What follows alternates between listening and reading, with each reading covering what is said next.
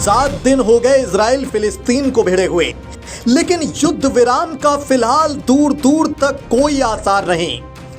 तो क्या ये जंग विश्व युद्ध की आहट है? इजराइल और हमास के सपोर्टर देश आपस में भिड़कर छेड़ देंगे वर्ल्ड वॉर। अगर वर्ल्ड वॉर हुआ तो इंडिया का स्टैंड क्या होगा? खबर थोड़ी हाइपोथेटिक हो सकती है, लेकिन है एकदम तथ्यों पर बेस्ड। इजराइल और हमास के बीच युद्ध को 1 सप्ताह होने जा रहा है। इजराइल लगातार गाजा पट्टी पर हमले कर रहा है और हमास के भी हमले लगातार जारी हैं। इस दौरान इजराइल ने साफ कहा है कि जब तक एक भी आतंकी जिंदा है, हमले बंद नहीं होने वाले।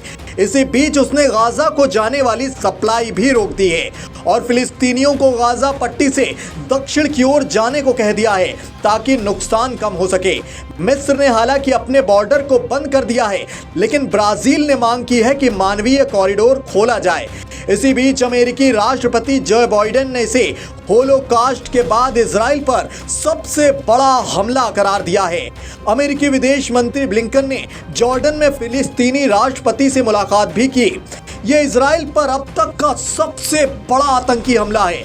यहां तक कि अमेरिकी प्रेसिडेंट जो बाइडेन ने भी बोला है कि यह होलोकॉस्ट के बाद सबसे बड़ा हमला है इजरायलियों पर। तो इसकी जितनी भर्त्सना की जाए उतनी कम है और शायद यही वजह है कि आज 1 हफ्ते बाद भी इजराइल का हमला लगातार जारी है। हमास ने एक सोची समझी रणनीति के तहत हमला बोला और इजराइल के मासूम नागरिकों, बच्चों, महिलाओं इत्यादि को न केवल मारा बल्कि उनको बंदी बनाकर भी ले गया ताकि वो बाद में मोल भाव कर सके। इजराइल बहुत ताकतवर देश है और पश्चिमी एशिया में एकमात्र नॉन मुस्लिम देश भी।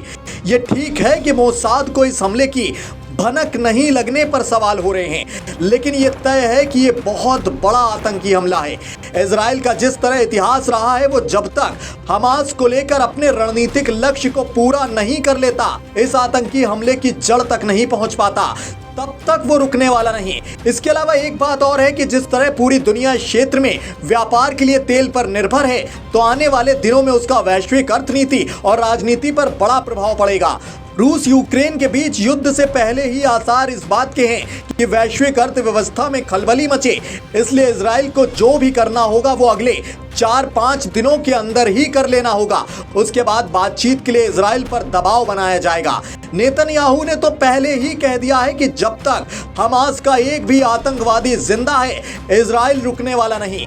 इंसानी जानमाल की काफी क्षति हुई है, लेकिन इजराइल को कुछ ही दिनों में अपने स्ट्रेटेजिक गोल पूरे करने होंगे, क्योंकि अगर वेस्ट एशिया के मुस्लिम देश गोल बंद हो गए फिलिस्तीन के मसले को लेकर, तो फिर इजराइल की दिक्कतें बढ़ेंगी, युद्ध का दायरा भी बढ़ सकता है। इस तथ्य से तो आप वाकिफ ही हैं कि इजराइल और फिलिस्तीन दोनों ही मुल्कों के सपोर्ट में अलग अलग सुपर पावर देश हैं। लिहाजा ये भी काबिले गौर तथ्य हो गया है कि क्या फिलिस्तीन और इजराइल दोनों का बचाव करने वाले मुल्क भविष्य में एक दूसरे के सामने हो सकते हैं, और अगर ऐसी स्थिति बनती है तो उसमें भारत का कदम क्या इजराइल की तरफ ही होगा, जैसा कि बीते रोज पीएम मोदी ने अपनी ट्विटर पोस्ट के जरिए जाहिर किया है। और इस युद्ध का वैश्विक अर्थव्यवस्था पर क्या फर्क पड़ेगा, ऐसे तमाम सवाल भविष्य के गर्भ में वजूद तलाशने लगे हैं। ऐसे तमाम सवालों को लेकर आपको क्या लगता है, अपनी कीमती राय कमेंट बॉक्स में जरूर बताएं। साथ ही देश दुनिया की ऐसी ही तमाम डिटेल्ड अपडेट्स के लिए TV9 यूट्यूब चैनल की ओरिजिनल्स प्लेलिस्ट है, वहां जाएं और वहां के वीडियोस लगातार देखते रहें।